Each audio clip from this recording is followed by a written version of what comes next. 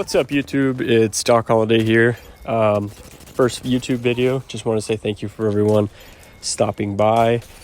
I just wanted to break down ALC settings. I know I've been confused. Since the beginning of the game, I never really knew how to read ALC settings and how to find the best ones. So hopefully this video can help you guys out.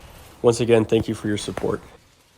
All right, to start things off, I'm actually going to be showing you guys two of the best controller players out there, and that's going to be Genburten and Chaoticmuch.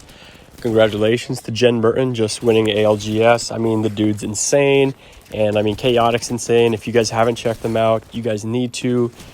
They are, it's crazy just watching some of their gameplay and some of the beams, and I don't know, I felt like there was no one better to show you guys.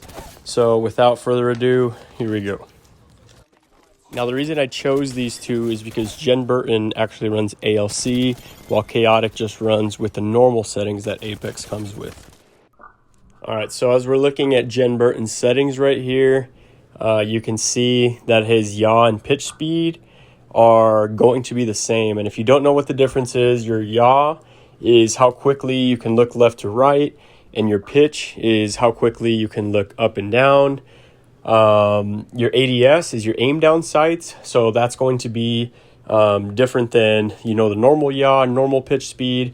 And Genburten, when he was picking his settings, you can look up his video, and he explains how he likes his yaw and pitch speed to be exactly the same. All right, so Genburten's settings are actually higher than what I'm used to. His settings actually are about maybe a 5-6 sensitivity. And I'm used to playing, more of like 4-3, classic, more like chaotic, so, his settings might not work for me, just like might not work for you. That's the whole point of this video. I just wanted to show you guys the different type of settings and, why they run it and why it might work for them and why it might not work for you. Another thing that Genburten actually does is he plays on linear, and I'm used to playing on classic. And if you haven't played on linear, go ahead and try it. It's actually really twitchy, and for some people, classic might feel really dull. And when you're playing on linear, I know he plays on linear because he feels like it's you're playing on mouse and keyboard, and it's really smooth. And for me, I was able to find a little happy medium, because, I want to be able to move smooth, but at the same time, I don't want to feel too twitchy, and I want to have, some decent control. And Genburten has completely mastered what he does, and that's why what he's doing works for him.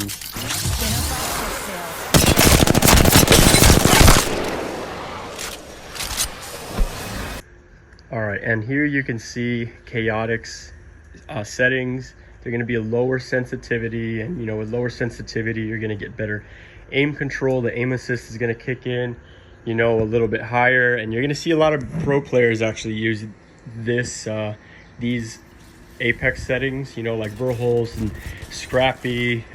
Just what the game comes with. It makes things a lot easier. You don't have to make all these little micro adjustments like you would in ALC. But if you want to go into ALC, I believe it's better only because you can still have, the sensitivity that Apex comes with by default, and you can make things a little bit smoother, by adjusting dead zone, and all these other things. But this works perfectly fine. Nothing against Genburten. I think his settings are great, but they work for him, and nothing against Chaotic settings. They work great for him. The dude has crazy beams, and that's just his play style. All right, so as for dead zone and outer threshold, you're actually going to want to keep these low. Outer threshold really only applies to certain controllers, but you're going to be able to use it to adjust this with the extra yaw and extra pitch speed, so it doesn't really matter. And lower dead zone, you're just going to be able to aim a little bit better. As for your response curve, this one, it's all preference. The lower you keep it, it's going to feel a lot more twitchy. It's going to be as if you're playing on linear. And if you keep it right at 10, it's going to be classic. Now, I'm trying to find a happy medium, and I found it around 6 and 7. So you can still kind of have a little bit of the mouse and keyboard feel, and you're not playing too dull, but this is completely up to you. But that's what the response curve is. All right, so as for your yaw, that's going to be how quickly you turn left and right, and your pitch is going to be how quickly you turn up and down, or you look up and down. And for that, I have it a little bit lower, only because I want to be able to, have my aim assist, kick in as much as possible while still being able to move and create movement, whether it's a double zip line jump, still a bit of, super glide and track enemies, while they're running away, or if a pathfinder's zipping out.